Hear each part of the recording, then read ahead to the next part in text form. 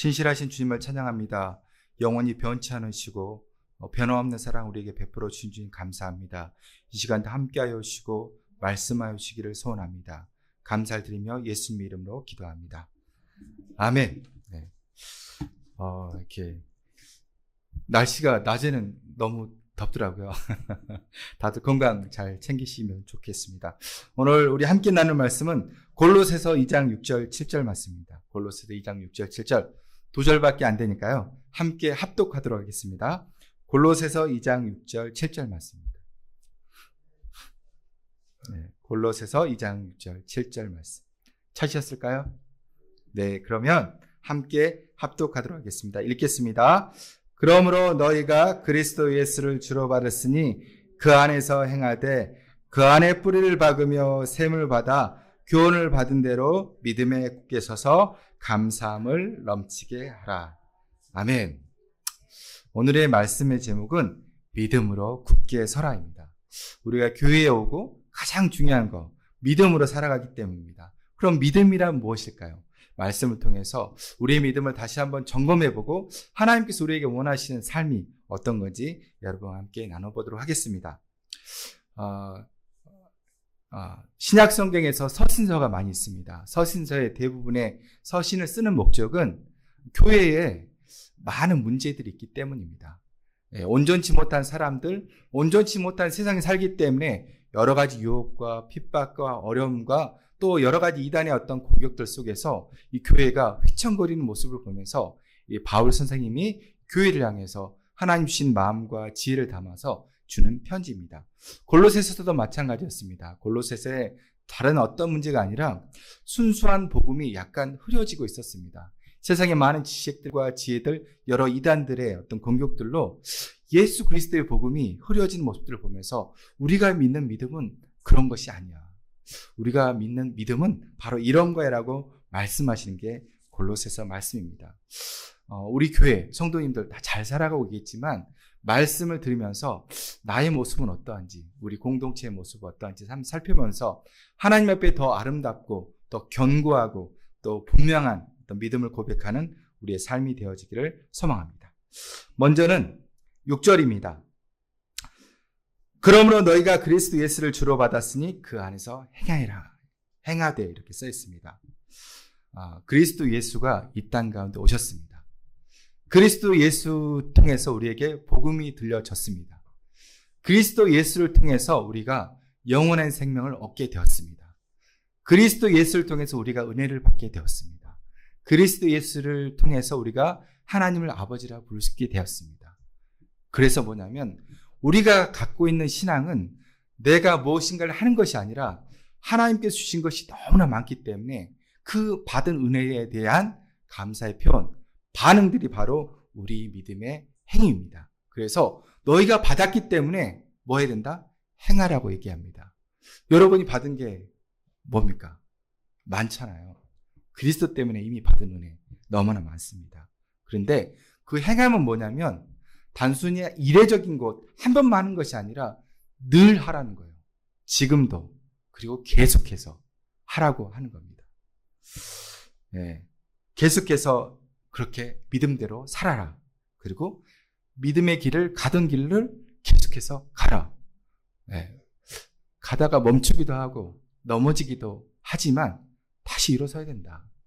너가 가는 길은 바른 길이야. 사람들이 주변에서 야, 거기로 가면 힘들잖아. 편한 길을 걸어. 라고 하지만 주님은 여전히 너의 가는 길이 맞다라고 얘기하십니다. 여러분, 주님이 가는 길, 좁은 길 같지만 영원한 길입니다. 생명의 길입니다. 그 길을 걸어가는 여러분이 되어지기를 소망합니다. 그리고 그것을 계속해서 매일, 그렇잖아요. 매일매일 선택 속에 얼마나 많은 유혹과 하나님 뜻대로 살아가는데 얼마나 많은 고민이 있습니까? 그 가운데 나의 선택이 나의 것이 아니라 하나님 편에 서서 선택하는 여러분이 되었으면 좋겠습니다.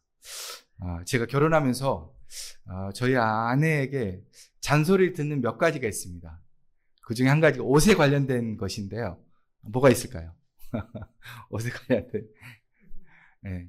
여러 가지 것이 있지만 이렇게 딱 제가 이제 목이 좀 붉어요. 그래가지고 이게 와이셔츠를 사면 100을 사면 105 정도를 입어야 겨우 그래서 제가 넥타이를 못 맨 게 이게 맨 끝에가 안 묶여져. 그래서 넥타이 매는 게 너무 힘들어가지고 죄송합니다. 넥타이를 잘 못하는 경우도 있고요. 제일 많이 듣는 소리는 아무리 옷을 사줘도 제가 편한 옷을 입는 거예요. 사준 옷을 입지 않고. 그래가지고 항상 이겁니다. 사주면 뭐해? 이렇게 표현합니다. 우리는 때로는 우리의 익숙함 때문에 우리가 옛 습관을 따라서 하는 경우가 너무 많아요.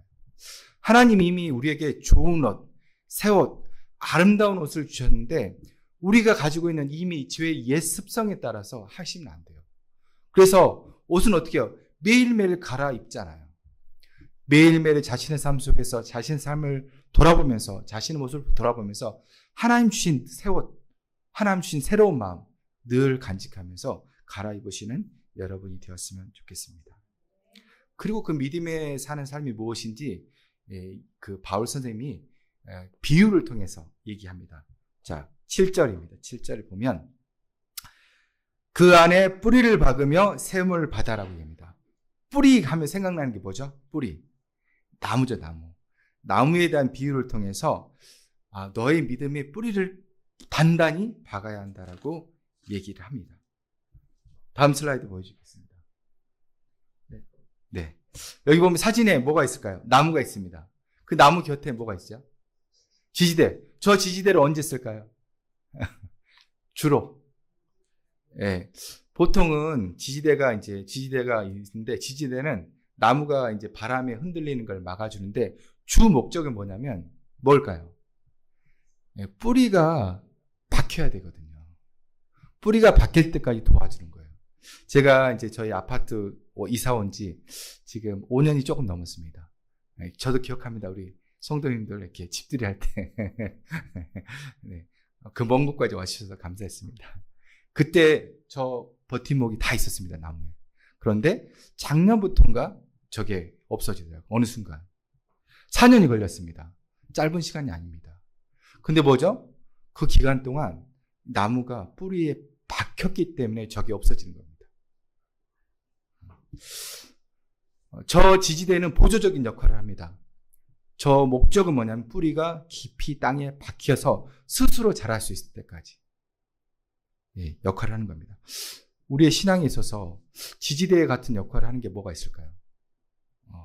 모임, 성경 공부, 여러 가지 기도회, 금요 기도회, 예배, 그 모든 것들을 통해서 정말 우리에게 하나님 원하시는 건 뭐예요? 우리를 붙잡고 계신 그분을 향한 믿음이 견고하게 서는 것.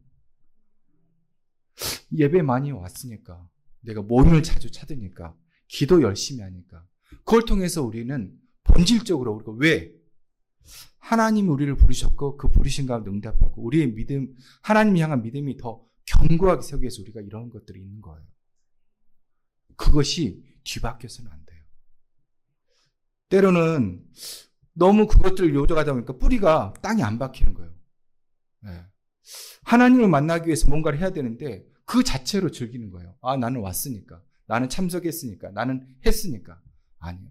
그 속에 기도할 때 하나님께서 정말 이 속에 역사하실도록 간절히 기도해야 되는 거예요. 그리고 그 뿌리의 근본은 누구시냐? 예수님이시죠.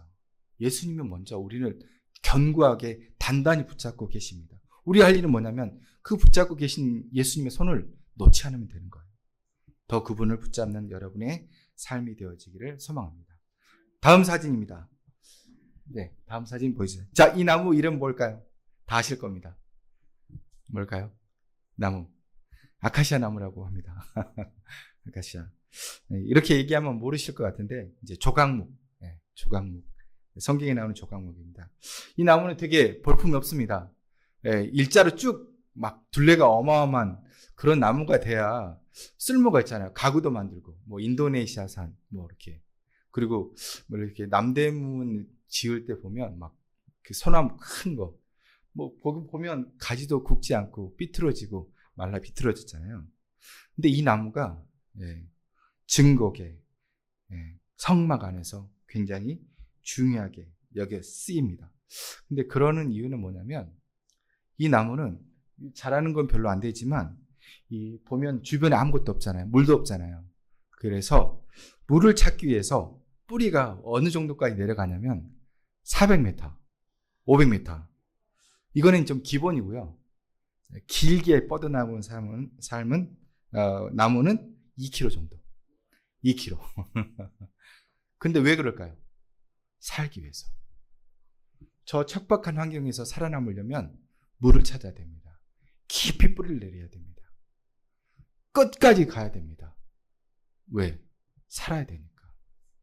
믿음의 문제는 우리 영혼의 삶과 죽음의 문제입니다. 절대로 가벼이 여기서는 안 됩니다. 하나님을 끝까지 붙잡게 노력해야 합니다. 예수님은 자신을 나는 생명의 물이라고 말씀하셨습니다. 우리가 어떤 상황이든지 어려움 만날 수 있고 우리의 처한 상황이 저것처럼 외로울 수 있고 저 나무처럼 외로울 수 있고 척박할 수도 있고 단단할 수 있지만 우리가 주님을 간절히 찾는다면 주님은 만나주십니다. 그리고 살려주세요. 그분은 생명이세요. 그분을 결코 놓지 않는 여러분의 삶이 되어지기를 소망합니다. 다음 그림입니다. 다음 사진입니다. 잘 알고 있는 시편 1편 말씀입니다. 복 있는 사람은 오직 여호와의 율법을 즐거워하여 그 율법을 주하려 묵상한 자로다. 그는 시냇가에 심은 나무가 철을 따라 열매를 맺으며 그 잎사귀가 마르지않음 같으니 그가 하는 모든 일이 다 형통하리로다. 아멘. 시냇가에 심은 나무가 잘 자랍니다. 왜요?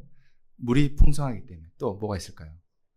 물이 자주 넘치다 보면 위에서 이렇게 떠내려온 부유물들이 쌓이게 됩니다. 그래서 영양분도 많습니다. 우리를 자라게 하는 것, 우리를 믿음에 성장하게 하는 것, 그 자양분은 바로 뭐죠? 말씀입니다. 말씀을 묵상하고 그 말씀을 가까이 하는 사람이 믿음이 자랄 수 있다고 얘기합니다. 그리고 성경은 거기에 그치지 않고 말씀을 행하라고 얘기합니다. 그러한 사람이 결코 뭐다? 형통한다라고 얘기합니다. 형통한다는 말은 모든 일이 잘 될 거야. 너가 하는 사업 잘 될 거야. 너는 행복할 거야. 이런 게 아닙니다. 네. 어떠한 상황이든지 하나님의 뜻을 이루고 갈 수 있는 지혜의 힘으로 그 일들을 어떤 상황이든지 그 일들을 뛰어넘을 수 있다. 넘어갈 수 있다는 것이 형통하다는 것입니다. 좋은 일이 있을 때 감사할 줄 알고 힘든 일이 있을 때 기도하면서 하나님 뜻대로 넘어갈 줄 알고 부할 줄도 알고 가난할 줄도 알고 이게 바로 형통이거든요. 그 비결은 뭐예요? 하나님 말씀을 묵상하고 그 말씀대로 살아가려고 할 때 우리의 삶이 그렇게 형통할 수 있다는 사실들을 기억하셨으면 좋겠습니다. 그리고 믿음에 사는 삶, 다음 말씀입니다. 7절에 보면 그 안에 뿌리를 박아 세움을 받아 세워가라고 얘기합니다. 예수님 안에서 날마다 우리는 세워져 가는 사람입니다. 이거는 세워져 간다는 것은 함께 세워져 가는 걸 얘기합니다. 성령 안에서 우리가 공동체잖아요. 함께 하는 거잖아요. 함께 하는 것의 유익이 뭐예요? 다른 사람들과 만나는 만남 속에서 제 모습이 보이거든요. 혼자 있을 때는 몰라요. 같이 있어 보면 내가 뭘 잘하는지 못하는지 내가 연약함 때문에 상대방이 아파하기도 합니다. 네. 상대방의 뭔가가 나를 찌르기도 합니다. 그게 인간이거든요. 연약한 것. 그렇지만 그것을 성령 안에서 함께 보듬어가면서 서로를 세워져 가는 거예요. 그럴 때 우리가 진정으로 하나 되고 그럴 때 뭐예요? 성장하는 거예요. 혼자 있으면 성장하기 어렵습니다. 함께 그리스도 안에서 한 마음으로 함께 있을 때 우리가 자라갈 수 있습니다. 우리 공동체가 그러한 공동체가 되었으면 좋겠습니다. 뭔가 잘못하고 연약한 것이 있을 때 손가락질하는 것이 아니라 함께 기도하면서 함께 세워져 갈 수 있는 그러한 공동체가 될 때 주님 우리를 축복하시리라고 믿습니다. 다음입니다. 3절에 보니까 7절 보니까 교훈을 받은 대로 믿음에 굳게 서라고 얘기합니다. 예수님은 분명히 우리에게 가르치셨습니다. 가르침대로 살아서 믿음으로 굳건히 해야 한다고 얘기합니다. 믿음으로 굳게 선다는 것은 뭐냐면 세상은 너희가 믿는 하나님이 어딨냐? 너는 누구냐? 라고 계속 물어봅니다. 네, 우리는 그리스도인입니다. 그리스도 안에 머무는 사람. 세상에 살고 있지만 세상처럼 살아가서는 안 됩니다. 그런데 세상에 살면서 세상 속에 그리스도인에 살기보다는 그냥 많은 사람들이 하는 것처럼 우리도 따라가고 싶어 합니다. 왜요? 때로는 외롭거든요. 때로는 거스르는 것 같거든요. 남들이 하는 것처럼 하면 얼마나 편해요. 정직하지 않는 사회 속에서 정직하게 사는 것. 자기만 챙기는 사회 속에서 누군가를 섬기고 아끼고 돌보는 거 힘들잖아요. 더 힘든 일이거든요. 그런데 그렇게 살아야 한다고 얘기해요. 왜? 내가 그렇게 했으니까. 예수님 우리에게 그렇게 하셨잖아요. 온전히 섬겨주셨고 자기를 내어주셨고 높은 곳에 보좌를 버리시고 이 땅까지 오셨고 십자가를 지셔서 자기의 모든 생명을 피를 쏟으셨고 그리고 그분이 우리를 찾아와 주셨고 우리는 그분을 믿고 있고 우리는 그분의 자녀라고 주님께서 말씀하셨기 때문에 잊지 않으셨으면 좋겠습니다. 우리는 그리스도입니다. 마지막입니다. 마지막은 믿는 사람, 주님을 믿는다는 것은 감사함을 넘치게 하는 삶입니다. 감사가 넘치는 삶을 살아야 합니다. 교회에 오래 다니고 신앙생활을 오래 하다 보면 이런 생각을 하게 됩니다. 내가 이만큼 기도했는데 왜? 내가 열심히 헌신했는데 왜? 그래서 주님을 알고 주님을 더 깊이 만나고 주님을 오랫동안 섬기는 분들이 감사가 더 없어요. 나는 이만큼 했는데 왜 나는 이거밖에 안 줘? 나는 이렇게 살았는데 하나님 앞에 정말 드렸는데 우리가 어떻게 감사할 수 있는 건가요? 내게 주신 그 모든 것, 내게 주신 그 모든 상황이 하나님의 최선이었고 하나님의 인도하심이라는 것들을 인정하는 것, 그럴 때 우리는 감사할 수 있는 거거든요. 내가 하는 어떠함 때문에 주님이 나에게 무언가를 주는 것이 아니라 나의 작업 없음에도 불구하고 내가 할 수 있는 것이 없음에도 불구하고 그분이 나에게 주신 은혜 때문에 우리는 감사할 수 있는 거예요. 내가 무언가를 얻었을 때 당연한 거라고 생각하면 우리는 감사할 수 없는 겁니다. 누가복음 17장에 보면 나병 환자들이 있었습니다. 10명 있었습니다.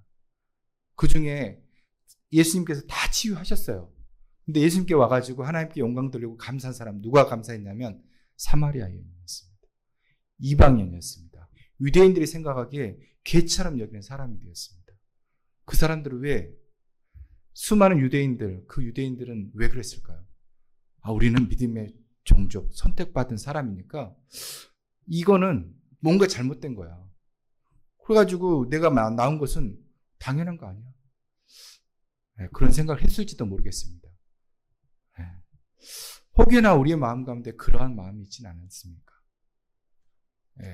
우리는 아무것도 아닌 거였고 죄인이었고 하나님의 은혜가 아니면 살아갈 수 없는 존재라는 인식, 우리에게 주는 그 모든 것이 하나하나 순간순간 작은 것 하나하나까지도 하나님이 주신 것이기에 우리는 늘 감사할 수 있어야 될 것 같습니다. 그것이 바로 뭐예요? 믿음이에요. 하나님이 내게 주신 것, 하나님이 행하셨다고 믿는 믿음이에요. 감사함을 선포하는 거예요. 그리고 감사함을 표현하셔야 됩니다. 한국 사람들이 인색하는 게 칭찬, 인색합니다. 감사의 표현 많이 인색합니다. 표현하셔야 됩니다. 하나님이 기뻐하세요. 그리고 많은 사람들이 우리의 감사를 통해서 믿음을 볼 겁니다. 당연한 것이 아니라 은혜임을 기억하셨으면 좋겠습니다. 말씀을 마무리하겠습니다. 믿음 안에 사는 삶, 무엇일까요? 다른 거 아닙니다. 우리를 부르신 그분의 부르심대로 살아가는 겁니다. 지금 이 하루, 이 순간 하나님 나에게 원하는 것이 무엇입니까? 하나님 내가 선택하는 가장 바른 선택은 무엇입니까? 하나님 내가 회개할 것이 무엇입니까? 계속 물으면서 주님이 말씀하신 대로 가면 되는 겁니다. 진리는 단순합니다. 단순한 진리를 우리는 잘 알고 있습니다. 그런데 문제는 그렇게 행하지 못하기 때문에 문제입니다. 예수님을 따라가면 되는 겁니다. 그런데 세상 가운데 예수님을 따라간 것은 세상을 거스르기 때문에 힘겹게 느껴집니다. 그렇지만 소망이 있습니다. 무슨 소망이 있을까요? 주님 우리와 함께 하십니다. 우리의 멍에를 같이 메어주십니다. 내가 힘겹고 어려운 그만큼 그보다 더 주님은 함께 아파하고 함께 그 아픔들을 나누기를 원하십니다. 그리고 그것을 능히 감당할 힘이 하나님께 있습니다. 그 하나님이 우리와 함께 하십니다. 그래서 여러분, 믿음의 도전 앞에 머뭇거리거나 주저앉거나 앉거나 뒤돌아보지 마시고요. 지금 내가 걸어야 할 믿음의 한 걸음이 있다면 한 걸음만 떼십시오. 저 멀리 내다보면서 나는 왜 저기 못 갈까 그러지 마시고 지금 한 걸음 떼시는 여러분의 삶이 되어지기를 소망합니다. 한 걸음 떼다 보면 두 걸음, 세 걸음 갈 수 있습니다. 두세 걸음 걷다 보면 10걸음을 가게 됩니다. 지금 내 앞에 있는 어떤 믿음의 도전이 있을 때 하나님을 더 믿으면서 한 걸음 떼는 여러분의 삶이 되어지기를 축복합니다.